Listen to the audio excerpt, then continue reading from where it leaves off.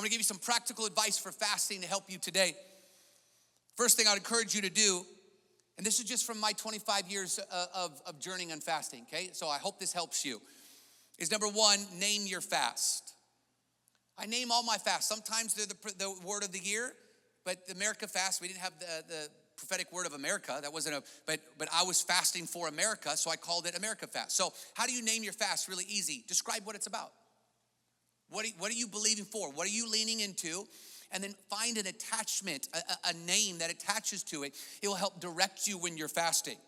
Number two, make specific prayer lists for your fast.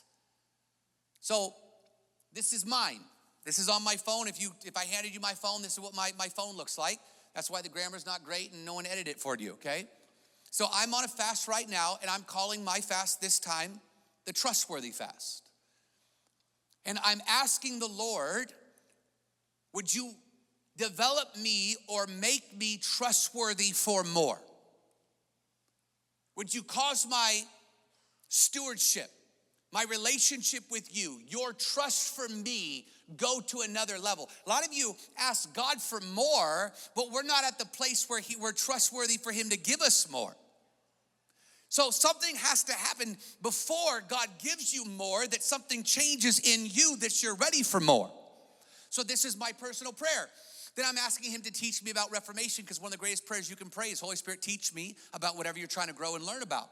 Then I'm asking him for wisdom in heaven's blueprint.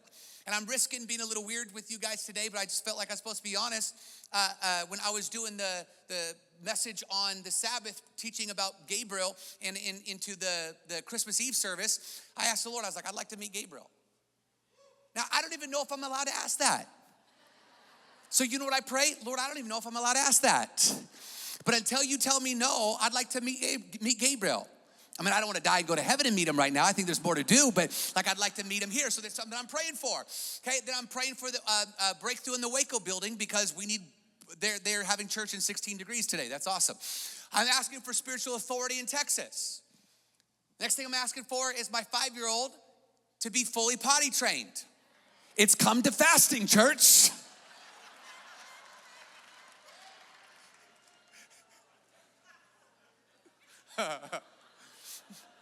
Over the holidays, we went to our friend's ranch and went hunting, and I forgot his nighttime help.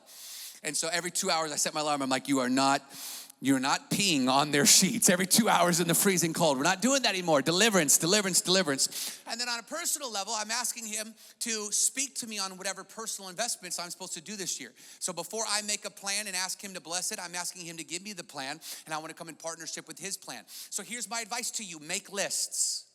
They don't have to be long. They can be as long as you want. I'd encourage this. Don't have them be longer. I'm gonna need 10 more minutes on that clock at least.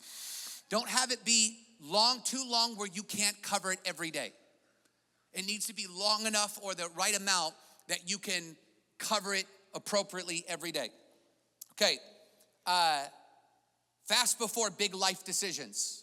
Young people, do not get married without fasting. Do not propose without fasting. Before you quit your job, before you go to pick a college to go be indoctrinated by demons, fast. Okay, before you pick up and move cities and move churches and unplant yourself, before you do things like that, fast. Set us time aside before making big decisions. Okay, I said this before, don't be weird about fasting. People have an amazing way to make it weird. Don't be weird. Take vitamins and protein to help with energy. When you're fasting, you're kind of slower. You don't have the energy. So I take powdered greens when I'm fasting. It just helps give me a little energy. Simple stuff. If you fail, keep going. People fail fast all the time, okay? It's not like, I failed on day 2. I just gave up. No. Yeah, go back to your muffin and start over. Okay, next advice. Push yourself. Don't be a lazy faster. This is, wives, go ahead and elbow your husband right now. Go ahead and do it right now. Don't be a lazy faster. You're like, I'm gonna fast mince. No, that's not a fast, sir. If you do not feel it, it is not appropriate. Invite your kids into age-appropriate fasting. My daughter Peyton's hilarious. She's like, I'm fasting 40-day liquid, Dad. I'm like, no, you're not. You're 12 and this tall. You need to grow. You're not doing that yet, okay? So she's doing a Daniel fast for 21 days. And then on weekends, she's doing liquid fasts. And she's hammered us for weeks to get her to do that. Preston is fasting TV and all media and sugar for 30 days. And Porter is fasting 21 days sugar and his Jordans.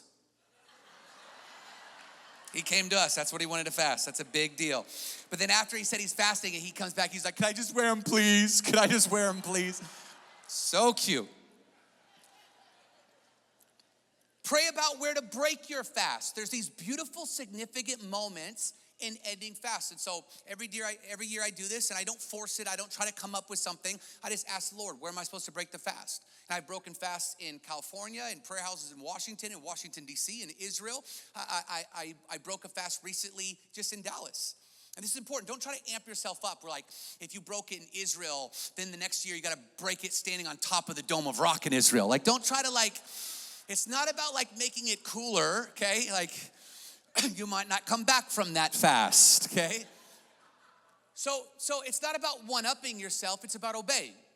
So one year I didn't get anything and I wasn't hearing anything. I finally just said, Heather, I was like, I think we're supposed to just go pray in Dallas. And Heather's like, I felt like the same thing. And so we just went and prayed. We walked around 6 different churches in Dallas and asked God to bring the prophetic word from our house to these other churches. That's how we broke the fast.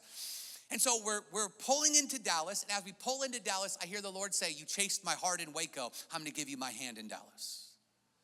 Cool little moments that happen when you obey God with breaking the fast.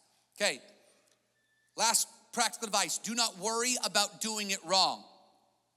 Focus on pleasing the Lord. Don't worry about doing it wrong. You'll always have this thought of, is this the right way? And this is probably the number one question I get people wanting to know, are they doing it right? It's not about doing it right.